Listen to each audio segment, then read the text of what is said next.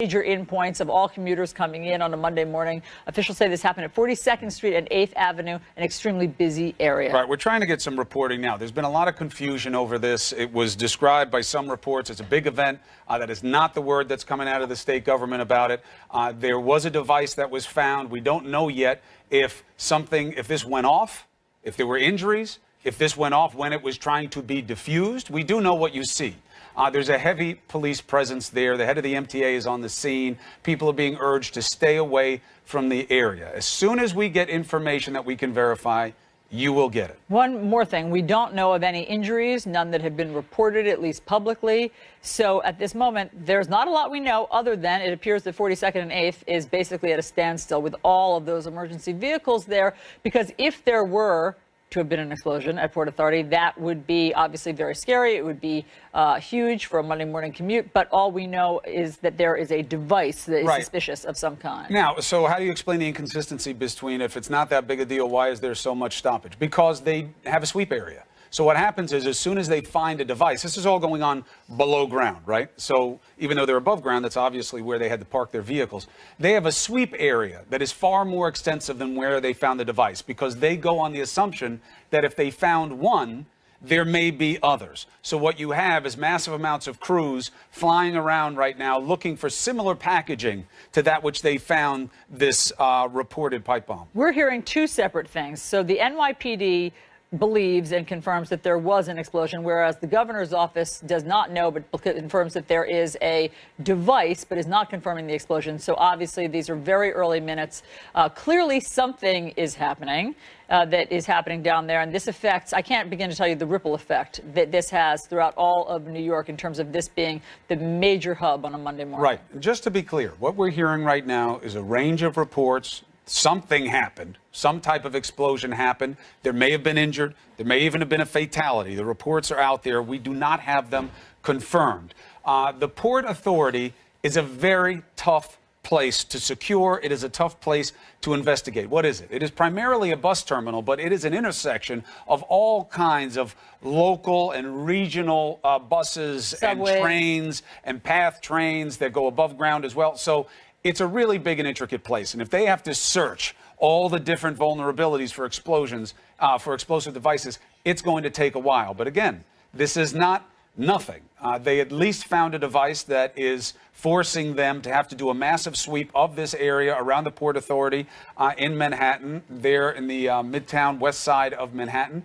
And there are reports that there was a human cost here. So we're going to have to stay on it and get you confirmed information. And this is an interesting target, right, Chris, because it's a soft target in that it's very hard to secure, as you say. However, you don't have TSA going in and out of a place like that's this. Right. Great point. However, obviously, in recent years and times, there have been a big beefed up security presence. When I go through any of these, either Grand Central or Port Authority, you see armed guards and people patrolling. They're obviously always on the lookout for anything suspicious, but they can't do everything. They can't cover every square inch. They can't do much, and you don't have enough egress out of that place. It is certainly a target of opportunity. That's why the See Something, Say Something campaign is so important in cities like New York City. But again, there are reports that what you're seeing on your screen is a reflection of urgency in New York City. They are looking for more explosive devices. There are reports that one, maybe more explosive devices were found at the Port Authority in New York City. There are reports that there was a human cost here. We are not sure what that means. We're waiting for confirmation. We're also waiting to get somebody on the phone. Do we have anybody yet to discuss this? Okay, so if you're just tuning in, there is a breaking news unfolding. This is in Midtown Manhattan.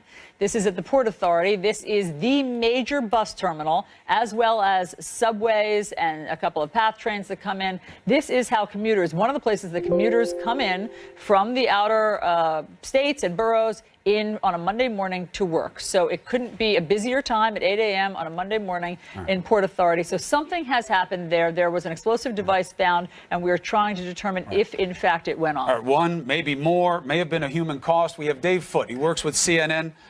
He was actually there on scene, witnessed some of the events. Dave, can you hear me? I got you, Chris. All right. Are you good? I'm good. We were in the, I was in the Port Authority. It was one of the last buses in before they started evacuating us. I was coming down the stairs to the Port Authority. They started making the announcement. Sorry, it's a little loud here. so a lot of ambulances. What did you see? What did you hear? It was mostly a very organized evacuation of the Port Authority. All the activity seems to be underground. There's no visible signs of anything happening in the Port Authority, no smoke or anything like that.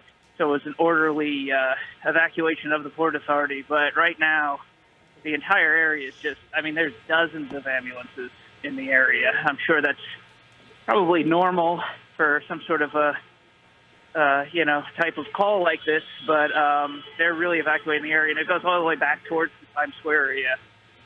So traffic is obviously backed up. It's hard to get around. Well, look, they have a straight protocol, as you know, about what they bring to the scene. It is not supposed to be as heavy as it is if nothing happened.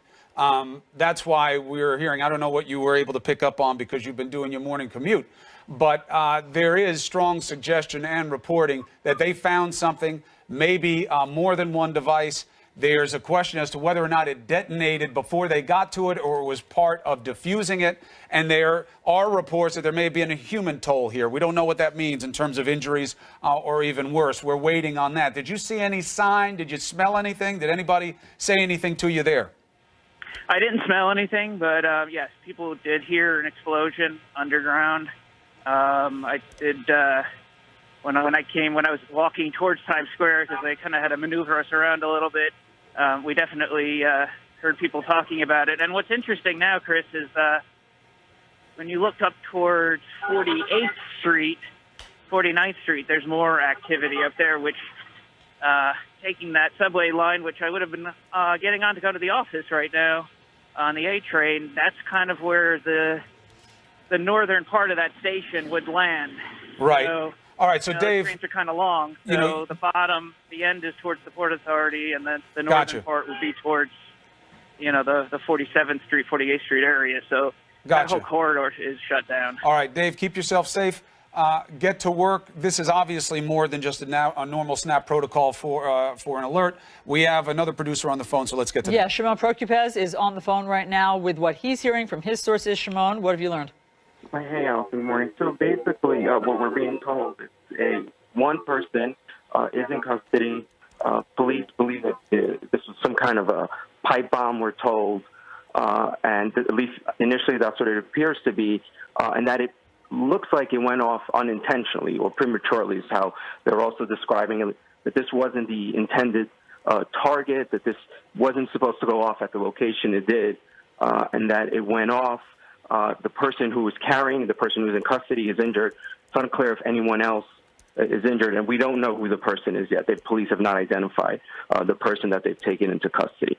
But it appears that there's only, at least right now, one injury, and doesn't seem like there are a whole lot of other injuries, or at least any other serious injuries. Okay, so Shimon, it's you're reporting that there was in fact an explosion. That's what police are telling you. There was in fact an explosion, but it doesn't sound as though it was huge enough, at least what they're sharing with you, to cause injuries. And what makes them think it wasn't the intended target? That's a good question. I don't know, Alison, but based on whatever information they have right now, they don't believe that this was the location where this pipe bomb was supposed to go off, and that the person was in transit, and that it appears, at least right now, that it went off unintentionally. Any type of injuries? Anything worse? No, it only appears that this one person right now. Maybe there's one other injury, perhaps maybe people who were running from the scene were injured, but I have not heard of any serious or any deaths, at least at this point. Shimon, have they shared with you where exactly this detonated? No, it sounds so. I've heard two different locations, either on one of the platforms or somewhere near one of the subway entrances, near, as you've been reporting, by the bus terminal. But I don't have an exact location. All right. Now, in terms of this response, Shimon, I've been telling people this is not a normal, hey, we have an alert of something we need to investigate. There is a massive response effort going on right now around the Port Authority. There's several blocks that are closed off, and obviously we know they're controlling movement underground as well. What are you hearing about in terms of the severity of the threat level and how seriously they're taking it? Oh, the security, as you know, around the city is already pretty much tight. It's the holiday season. This is our high season here in New York. with the holiday. So, and there's a ton of security around Times Square already. But yeah, the response here is large because as anything right now, they would treat this early on as possibly a terror attack, just because that's how the NYPD deals with these situations. So you're seeing a lot of heavily armed police officers, their tactical group, their counterterrorism guys just running there, and they're all on the scene now, and as well as the fire department and the bomb squad. And I know that the bomb squad was responding because I think the device was still active on the person, so they were responding to try and figure out what it is. But the response is no doubt massive, as you would expect, especially in this area around Times Square, which is so busy, so busy, especially with the holidays. And this is early, this is rush hour. People are just getting to offices around the area. So no doubt the response is massive. All right, Shimon, appreciate it, buddy. Keep us in the loop on what you're hearing. Again, just to remind everybody why you're seeing pictures of the flashing red and blue on your screen. In New York City, at the Port of Authority, which is a massive terminal for buses and train fare in the west side of Manhattan, there are reports that there was an explosive device. We're not told that it was a massive device. There are not reports of massive injuries or anything worse yet. We do know that there is a man in custody, according to Shimon Prokupez. That's what the NYPD is telling us. The response is much larger than normal. They've cordoned off several blocks, and they are searching actively underground. It is a massive area. So that's what we know. Bryn Gingras is with us. Bryn Gingras, she's on set with us right here. Hard to underscore just how busy and chaotic this scene could be on a Monday morning as commuters flow in. What are your sources telling you about what happened? Well, and adding to what Shimon was saying, the initial calls that I was making, I was being told this doesn't seem like terrorism. So to immediately have an idea, I mean, of course, that's something they have to investigate. They can never make that determination. But to get that initial sort of comment off the record, that kind of is consistent with what Shimon is saying. But if it's a pipe bomb, how can it not be terrorism? Well, again, it's an initial just instinct that was given to me by authorities. It's not something that I can necessarily report. It was just like consistent with what Shimon was saying, also, that they ought first. People have to remember something that's a frustration for Bryn and for us when we report on this. We see terrorism as somebody who's trying to hurt other people. Exactly. That is not how authorities define terrorism. They have to investigate to see if whatever happened is linked to a political agenda. Right. That is what they call terrorism. Doesn't mean it isn't bad. Doesn't mean somebody's not trying to hurt others in the name of something. They have to make the connection before they call it that. Exactly. And so when you hear Shimon talking about the fact that this didn't injure a lot of people or didn't create this huge explosion, that's why they probably had that first instinct. So I was just sort of underscoring that what I'm hearing from sources on the record is that someone detonated some sort of device on himself, and it appears through my sources that is the one person who's also in custody. So certainly It didn't detonate large enough to injure even himself that he's in custody. And they have the perp, so they're talking to him about why he did it, what he's about, so they're able to make some assessments as well. Exactly. So, but like you said, this is an extremely busy area, certainly this time of day when people are getting buses, trains. We're not quite sure where exactly it happened, at least through my sources, but you could see the response. I mean, this is the middle of Manhattan at the rush hour. All right, so Bryn, we'll let you work your sources. Please stand by. Come back to us with any more details that you get. Meanwhile, all eyes on Alabama's high-stakes Senate race today as voters head to the polls tomorrow morning. Meanwhile, President Trump is making a big push for the GOP's embattled nominee, Roy Moore. The president recording a phone call and rallying over the weekend for the man accused of child molestation. CNN's Kaylee Hartung is live in Montgomery, Alabama, with more. So set the scene for us, Kaylee. Well, Allison, with one day until the polls open here in Alabama, President Trump is ramping up his efforts to try to get Roy Moore elected in this special election. This is a state that hasn't sent a Democrat to the U.S. Senate in more than 20 years. But with the explosive allegations against Moore, the Democratic Party is hopeful that they have an opportunity to pick up a seat here. Hi, this is President Donald Trump, and I need Alabama to go vote for Roy Moore. President Trump making a final push to bolster Alabama's Republican nominee and accused child molester Roy Moore, recording a robocall for the controversial Senate candidate after touting his support for Moore at a rally in Florida. This country, the future of this country, cannot afford to lose a seat in the very, very close United States Senate. We can't afford it, folks. For the second time in 1 week, the president's former chief strategist, Steve Bannon, also campaigning for Moore, who's become the face of Bannon's anti-establishment movement. If they can destroy Roy Moore, they can destroy you. Moore's candidacy continuing to divide the GOP, with the state's most prominent Republican, Senator Richard Shelby, denouncing his party's nominee on CNN. So many cuts, so many drip, drip, drip. When it got to the 14-year-old story, that was enough for me. I said, I can't vote for Roy Moore. The state of Alabama deserves better. Moore's opponent, Democrat Doug Jones, immediately turning Senator Shelby's remarks into an online ad and a robocall that will play statewide in the final hours of this election. Moore himself seeming to avoid the spotlight. The former judge has not held a public campaign event since early last week, remaining largely out of sight this weekend, other than a taped interview with a local TV program. I do not know them. I had no encounter with them. I never molested anyone.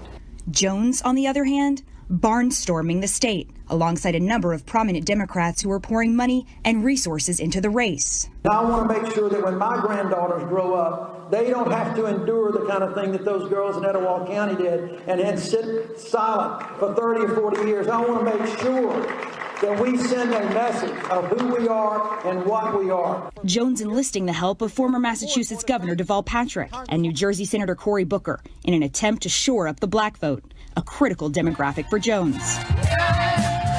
Meanwhile, U.S. Ambassador to the United Nations Nikki Haley saying Sunday that any woman who speaks up about inappropriate sexual behavior should be heard, including President Trump's accusers. They should be heard and they should be dealt with. And I think we heard from them prior to the election. And I think any woman who has felt violated or felt mistreated in any way, they have every right to speak up. Those remarks from one of the highest-ranking women in the Trump administration, that's a notable break from the president's long-standing assertion that those allegations are false and part of a smear campaign. Now, tonight, in the final hours of this race, dueling campaign rallies. Doug Jones will be with a special guest, he says, in Birmingham. Meanwhile, Roy Moore back with his friend Steve Bannon south in Midland City. Chris, Allison. It's interesting. You know, Doug Jones had been the one that had been keeping a little quiet. He didn't take our invitations to come on the show. He didn't really want to nationalize the race. But now in the last couple of days this weekend, it was Roy Moore who went quiet. Yeah. And Doug Jones is making a push certainly to try to drive turnout. Very big deal. Democratic numbers don't match the Republican ones there. And in a special election, turnout is everything. All right, let's bring in CNN political analyst Jonathan Martin. He's been covering the race closely. Please feel free to disagree with anything that I just said. What are you seeing in terms of the state of play down there? Hey, thanks, Chris, for having me. I appreciate it. So I think what has not been fully appreciated here is just how much money and manpower Democrats are pouring into this race. And you mentioned, I think aptly, Chris, a minute ago that Doug Jones did not want to nationalize the race. And I can't echo that enough. Democrats here are so sensitive about the perception that it's sort of out-of-state forces were orchestrating this race. But the fact is, as we report today, Alex Burns and I have a story today in the paper, the fact is that out-of-state groups have, in fact, poured a lot of money in here. They've tried to do so discreetly, but there's a multi-million-dollar GOTV, get out the vote effort here. And if Jones does pull off an upset, I think it'll be in large part because he had a lot of money coming at the end, and his folks told us they basically tore up their budget. The money was flooding in both to his campaign and via third-party groups to help get out the vote. Is that enough in a red state like this, in a special election where the Republican has got deeply committed supporters? It's not easy to figure out. But I will say this, though. If the closing message here is Richard Shelby telling folks that he's not supporting Roy Moore and that Roy Moore is not good for Alabama, that's a huge gift to Doug Jones. Jonathan, is it true that Roy Moore himself was AWOL this weekend, that people, other than that interview that he sat down with, whatever day that was, that people didn't see him out campaigning, and in fact the suggestion was that he had gone to the Army-Navy game out of state? Yeah, and his folks won't confirm that, which is sort of telling that they also won't deny it either. The two of you have covered lots of campaigns. Guys, I can't recall the closing days of a major statewide election where one of the two major party nominees simply vanishes. He has not been on the campaign trail. He was not at his home church yesterday for services, and he has scheduled one final pre-election rally tonight, hours before the polls open, in a very rural part of the state, a kind of event that does not sort of scream that somebody who wants media coverage. And guys, it's pretty clear why he's not having events. He does not want to face impromptu questions about these charges of sexual misconduct. So he has been very much out of the public eye, and it's a stark contrast to Jones, who's having a lot of events and is sort of very active, especially in the black community here in the final days of the campaign. Well, Doug Jones doesn't want to nationalize the race because that plays into this theme of Trump's influence with Moore, which is that this is a culture war going on, and this is about changing the values that matter so much to Alabama voters. What is your sense on the ground down there as to what the plus minus is on the morality issue for Roy Moore? He's getting dinged on these accusations, and rightly so. But on the flip side, he's seen as such a big Christian warrior down there. So on morality, does it net him to neutral, or is he still in positive territory on that? Chris, it's really an urban-rural divide here. The fact is that Alabama is much like the rest of the country. If you talk to people in the cities here, Huntsville, Birmingham, Mobile, they have little regard for Roy Moore and very much believe his accusers. You go more into rural areas and you find more support for Moore. So that doesn't really change. I will say that the Jones folks privately have said that Trump fully embracing Moore here in the last few days has been helpful to Moore because it sort of gives some people here who like Trump cover to support a candidate at Roy Moore that perhaps they're kind of uneasy about. But at the same time, by fully engaging in this race, Trump also sends a message to African Americans here.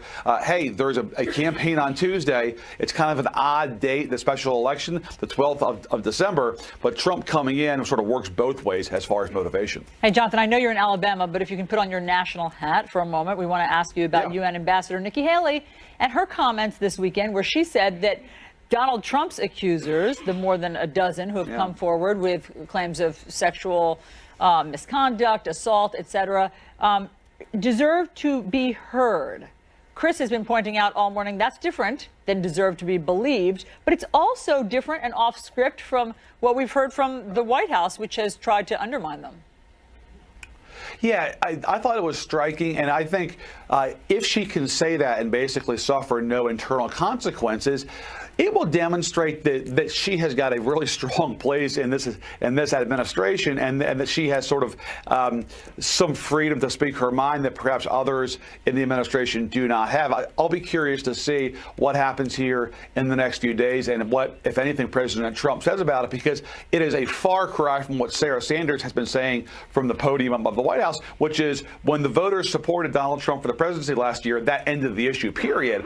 And this is something very, very different. And the fact that it's coinciding with the emergence of some of Donald Trump's accusers coming out today and speaking publicly about their stories could sort of fuel this story more here in the days to come. And guys, we know very well this is a president who responds to media coverage and follows media coverage very closely. So I think it will speak to whether or not she has got a strong place in this administration if President Trump lets this go. Yeah, I mean, you're referring to that there's this sort of press conference happening where some of his accusers have gotten together, a show of strength in numbers. They're going to come out and they feel as though, we've heard them say this, they feel as though they've been forgotten. Everything that happened with Donald Trump was before Harvey Weinstein. This is a different moment. This is a Me Too moment that they're having, and they want to be counted in that. So we'll see what happens when they come out forward. Yeah, I mean, look, it also depends on what the forum is and what the standards are that are in play. And we really haven't come to any good conclusions about what we should do each time out with these. J. Mart, thank you very much for being down there. Give us a heads up if you see any meaningful change, okay? Thanks, guys. Roll Tide. Okay, thanks so much. So we are staying on top of this breaking news that just broke a few moments ago. One person is in custody after an explosion at Port Authority in New York. That is a major commuter travel hub that comes into the city. Press Secretary Sarah Sanders says the president has been briefed on this situation. So we have all of the latest breaking details as this unfolds for you next. This is CNN Breaking News. All right, we are following breaking news. You're looking right now at Midtown Manhattan on the west side. This is the Port Authority area of Manhattan. It is a huge transportation hub. You've got buses, local and regional, subways, above rail, lots of traffic every morning. And as your screen says, there is a person that is reportedly in custody because they had either a vest or some type of pipe bomb. There are reports that it detonated. We are not sure whether or not the person detonated it or the response forces did it in trying to defuse it. There are reports that are all over the place about casualties. We are staying away from them because we cannot confirm them. A law enforcement source tells us that it does appear to be some kind of pipe bomb that exploded. It appears to have gone off unintentionally, meaning it did not hit its intended target, perhaps an even more highly trafficked area. There is a person in custody, we're told. The last report we had was that he was injured. And at the moment, we don't want to report on any other injuries. President Trump has been briefed. According to the White House, Press Secretary Sarah Sanders said that she has just recently briefed him. So let's bring in Tom Fuentes. Now he, of course, is our senior law enforcement analyst. Tom, what do you see? Good morning, Allison. Well, I think right now, it appears from the fact that the bomb did not detonate in one of the more crowded areas of the terminal that it probably wasn't intended to explode at that location at that time, and that whoever was carrying it through that hallway or passageway was trying to get to an area where it would inflict more damage. The question now is whether the authorities are going to be able to identify that person. Does he have identification on him? Are there any other people involved in this? They have to do a thorough search of the terminal to determine that there are no other secondary devices that were already placed in a position to detonate later. So they still have a lot of work to do in this. If it's one person and that person's in custody, it doesn't mean that they don't have more work to do throughout the terminal to make sure it's clear. Now, why the Port Authority? Soft target. Tons of people, tons of ingress and egress, hard to police, hard to secure, and it's not like an airport. Right, Tom? Correct. You just answered your own question, Don. That's exactly why they want to do these attacks. And even if it's just a deranged person who isn't affiliated with a terrorist group, we don't know that yet. But in any event, it's going to get the more damage that's done, the more casualties inflicted, the more attention that person or that movement will get. And that's, usually the intent in most of these situations. We'll find out, I think, by the end of the day. And what does pipe bomb, the weapon here, tell you? Well, that's a very amateurish device. It's not military-grade explosive. Practically anybody can learn how to put a pipe bomb together with common goods available at a home repair type store, and all kinds of recipes on the internet to go about doing that. So this could be anybody doing this all by himself. Normally, you would expect a more military-grade type explosive if it was a major terrorist organization with a number of co-conspirators. But in this case, one person all by his or herself could do this fairly easily. I mean, look, the sad reality is we're not telling people who want to be in the business of doing bad things anything they don't already know. If you look at Boston, if you look what happened in London, backpacks, pots, there's lots of different ways to make crude devices that can do a lot of harm. Now, Tom, people are always anxious to hear that this is terrorism. Will you explain to people why that determination is not as simple as somebody who tried to do a bad thing to a large group of people? Well, they have to determine for terrorism that the motivation for doing the attack is political, religious, nationalistic. It's part of some ideology as opposed to a deranged person. Now, that ideology could be in support of an international terrorist organization based overseas. It could be in support of a domestic organization, a white supremacist group, for example, or neo-Nazi, Ku Klux Klan, that type of organization, which would make it domestic terrorism. So terrorism requires that it's based on an ideology, and then domestic or international is determined by where the organization is based.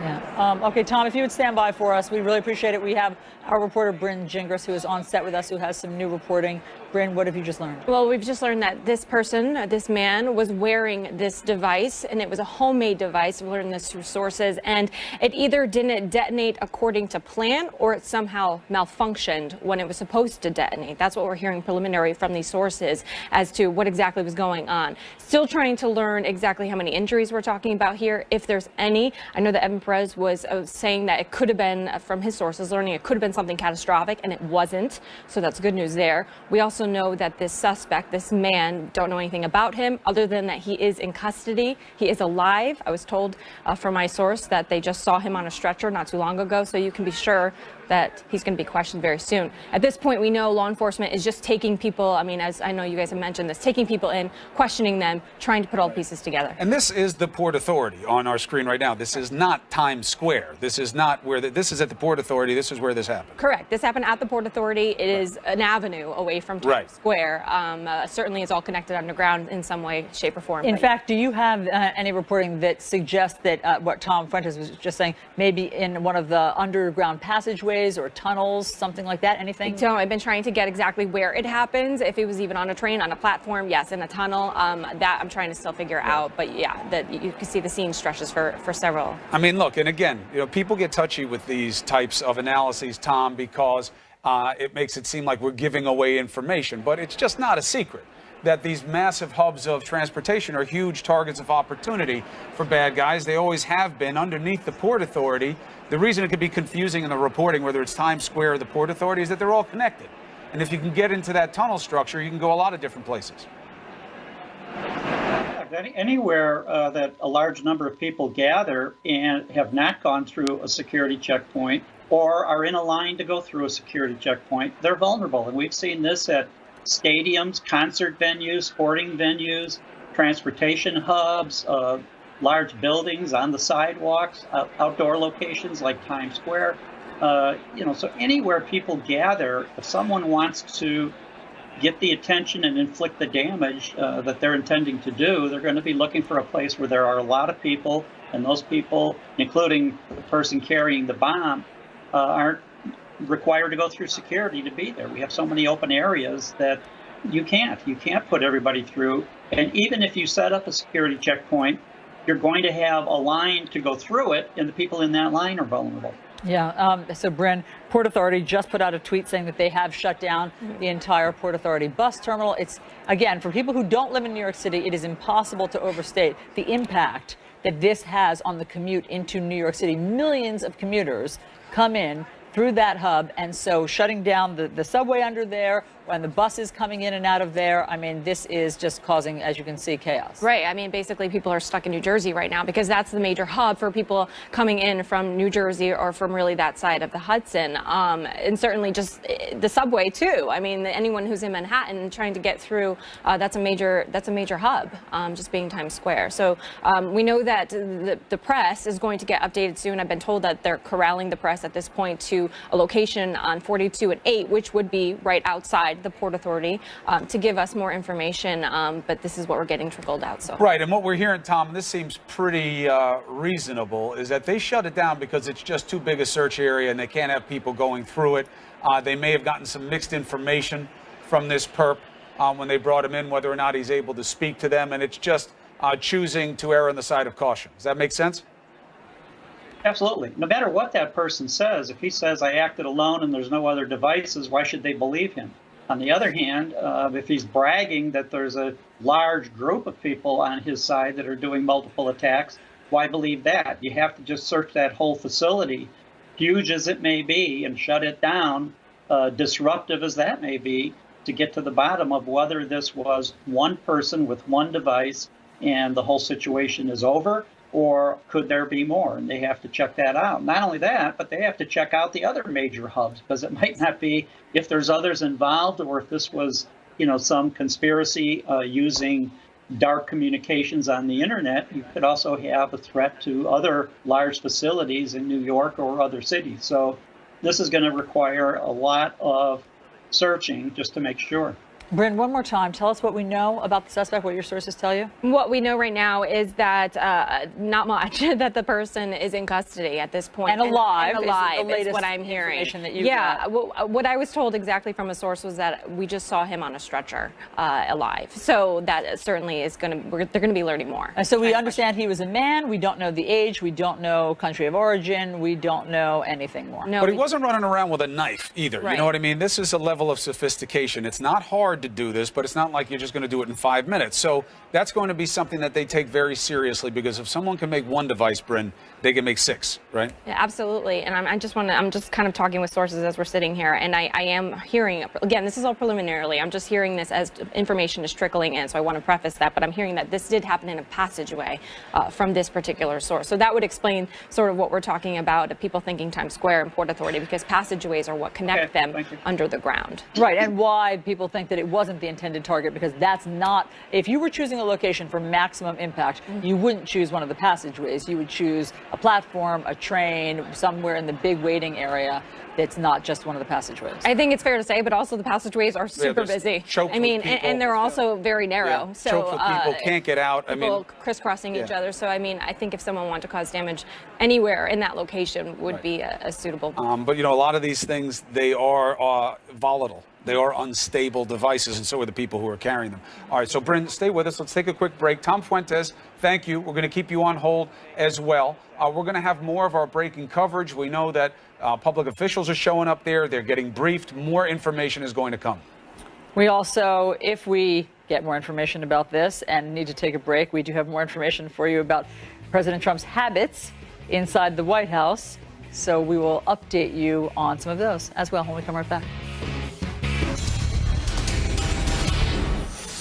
A New York Times report gives fascinating insight into President Trump's TV viewing habits. The paper says the president watches at least 4 hours of television a day and drinks 12 cans of Diet Coke a day. Here to discuss all of this is CNN contributor and Donald Trump biographer Michael D'Antonio. Michael, great to have you. And just, I know you're standing by. We have breaking news, so I may have to cut away from you. But while we get our sources in place and while we get more information, you and I will chat. So you, of course, are a Trumpologist. You wrote a biography about him. Did you know about his voracious viewing habits? Well, sure. I think people who have been around the president for any real period of time know that he's a television addict. He's probably watching us right now because, as the Times reported, he tunes to CNN when there's breaking news. CNN is the strongest network in hard news, and so as much as he might berate the network at other moments, he tunes in when he needs the facts. Here's a tidbit from Maggie Haberman's reporting, along with some of her colleagues. People close to the president estimate that Mr. Trump spends at least 4 hours a day, and sometimes as much as twice that, in front of a television, sometimes with the volume muted, marinating in the no-holds-barred wars of cable news and eager to fire back. Here's another interesting thing, Michael, that I know that you can speak to. It's just how much President Trump still enjoys hearing his name on TV, though, of course, he's now the most, famous, talked about person in the world. Their reporting says, to an extent that would stun outsiders, Mr. Trump, the most talked about human on the planet, is still delighted when he sees his name in the headlines, and he is on a perpetual quest to see it there. One former top advisor said Mr. Trump grew uncomfortable after 2 or 3 days of peace and could not handle watching the news without seeing himself on it. Your thoughts? Well, that strikes me as consistent with who he's always been. The president, as a boy, 14, 15 years old, saw his name in the paper because he got a hit that won a baseball game. And I think that started this cascade of headlines that featured the name Trump and made him really happy. And I've written about the fact that he's a man of his time, and a lot of us, I think, seek to have ourselves writ large, whether it's on Facebook or Twitter, or in the president's case, on the news. And it gives us a sense that we're alive and that we matter. And it's remarkable that he could be president and still crave this, but it is consistent with who he's always been. The article also gives interesting tidbits about the other kinds of consumption of the president, including his eating habits. This is about his Diet Coke habit. Let me read it to you. Watching cable, he shares thoughts with anyone in the room, even the household staff he summons via a button for lunch or for one of the dozen Diet Cokes he consumes each day. If you add this, Michael, to what Corey Lewandowski, his campaign manager, has a new book out about some of these very things. Corey's book is called Let Trump Be Trump. Here's what he writes in that. On Trump Force One, there were 4 major food groups: McDonald's, Kentucky Fried Chicken, pizza, and Diet Coke. What are your thoughts? Listen, when I read this, I think this is not, what doctors would recommend. This is not the healthiest diet. However, obviously, President Trump seems to have boundless energy. So what does your reporting suggest? Well, some of that energy is obviously caffeine. And we see him go up and down during the course of a day and during the course of a week, and it may sometimes depend on the supply of Diet Coke. The other thing that would concern me more is this consistent consumption of fats and sugars and all sorts of stuff that's bad for you. We can get to 65 or 70. The president's now, I guess, 71, and look healthy on the outside. And he does have a lot of energy, but any physician will tell you that that's a recipe for problems. And we need a president who's healthy, who's not going to have an episode that puts him in the hospital. I would look forward to the physical that he's going to have in January for the country to be reassured, or for the president maybe to be put on a different path, as President Clinton got on a different path. And you look at him now and he's quite slim and healthy. After heart surgery. Let's remember how far down that path President Clinton went. But you're right, he is getting his first official medical, which will be publicly disclosed and will, of course, be fascinating to everyone because he's our president and you want to know what kind of health he's in. What did you think, Michael, about that episode recently where he slurred his speech? Did you know that to be true of him in the past? No, I hadn't seen that before, and I don't think the public record has much in it that would suggest a speech problem or a mental processing problem. But there have been observations made by neurologists and psychiatrists about the decline of his vocabulary over the years. When you analyze how he spoke and his public performances in the 80s and 90s, has it declined? He did have a much broader vocabulary. I want to ask you about that. So when you interviewed him, you noticed a difference? Well, I did notice a difference between the Trump I saw in 2014 and 2015 and the man who was publicly with us in the 80s and 90s. He is a little slower, and he falls back on these habitual phrases, things like nobody would believe or it's the greatest you ever saw. And those are ways for him to catch his breath and let his mind grasp the next thought that he's going for. In the past, he was much quicker and could go right to the point he wanted to make. So I've seen it. I think this is something that he should have checked out. All of us lose words as we get older and we speak with more deliberation. There's nothing inherently wrong in that, but I think we need to be reassured that he's okay. Okay, Michael D'Antonio, always great to get your perspective on all of this stuff. Thank you very much for being here. Chris. All right, we are following breaking news. Information keeps coming in about what happened at New York's Port Authority during rush hour this morning. We are told one person is in custody. There was an explosive device. We have the latest next. This is CNN Breaking News. All right, we're staying on top of what we're understanding about this reported explosion at the Port Authority in Manhattan. It's a huge transportation hub here on the west side, close to Times Square, but not Times Square. According to an NYPD source, they have a man in custody. There was an explosion. They know that. They believe that the injuries, according to the NYPD, were limited to him. CNN's Jason Carroll live on the scene. He joins us on the phone. What are you seeing? What are you hearing? Well, Chris, I'm standing right in front of Port Authority on 30, 41st, and 8th Avenue. What they've done along 8th Avenue is they set up a number of frozen zones leading all the way up here into the scene. One MTA employee described it this way. She was downstairs, underground in that large area that you were talking about. She heard a loud boom. She said everyone immediately started running. In fact, she said she left her coat. She left her cell phone. She ran into one of our producers, gave our producer her phone. Her producer gave her her phone so she could call home and let everyone know that she was okay. She was clearly very, very shaken and got out. What I'm seeing here is block by block, there are literally hundreds and hundreds of people who are basically stuck.